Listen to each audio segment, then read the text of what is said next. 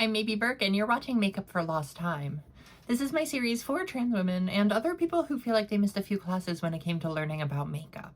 And today we're actually not going to be applying anything, I obviously already have, but we're going to be talking about how we can fix eyeshadows and pressed powders that might crack. So pressed powders are any powder products that come in a way that you can move this container around and the powder is not necessarily going to pour out. It's pressed down. As opposed to this loose powder that I open and the powder's loose in there. And most eyeshadows are essentially pressed powders. And while pressed powders are essentially designed to not get messy when you open the container, they do unfortunately sometimes crack and break. So you'll see I have this individual here that has cracked a little bit along the edge. And now this might sound counterintuitive, but the first thing I'm going to do is actually break that up even more. I'm essentially going to grind up this whole little pan so that we can repress the powder.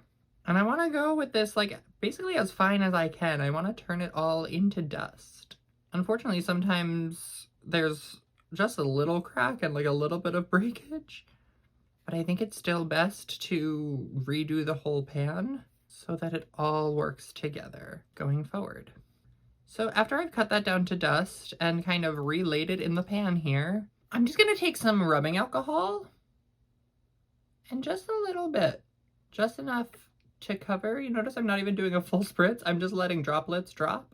Just enough to cover what's in the pan there. And I'm doing this on a napkin so it doesn't get everywhere. You could be using a flat surface and not trying to float it in the air like I am.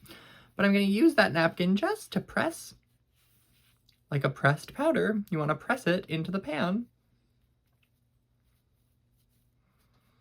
And that's it. You let this sit and dry, and it'll all stay in there. For context, last night I tried this with a larger powder.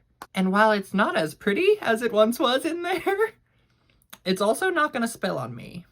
And it saves the functionality of that powder. So if you're tired of that eyeshadow getting all over your hands and spilling on you every time you open it, try this little trick and repress your powders.